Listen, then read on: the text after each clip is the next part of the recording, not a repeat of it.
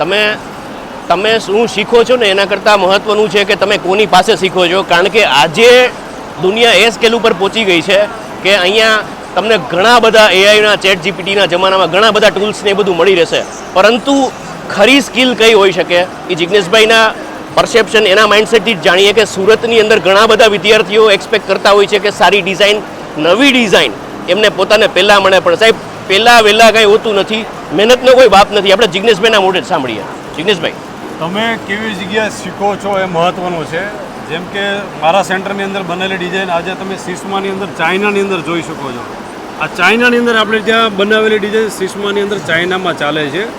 તો તમે એ વસ્તુની કલ્પના કરો કે તમે કેવી રીતે અને કેટલા એડવાન્સથી તમે શીખો છો એ મહત્ત્વનું છે, અને કોઈ જગ્યાએ શીખો છો એ મહત્ત્વનું છે. ચાઇના થોડું એડવાન્સ છે એ તો તમે બધા જાણતા જ હશો, પણ આજે ચાઇનાના બી કેટલા બધા ડિઝાઇનર્સ ને કેટલું બધા યુનિટો એવા છે કે જે જિગ્નેશભાઈના કોન્ટેક્ટમાં છે.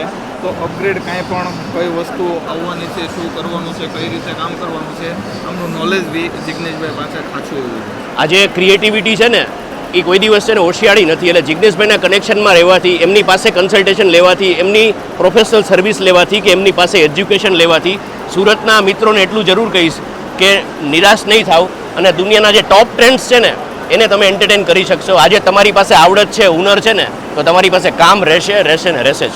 થેન્ક યુ જિગ્નેશભાઈ. ઓકે.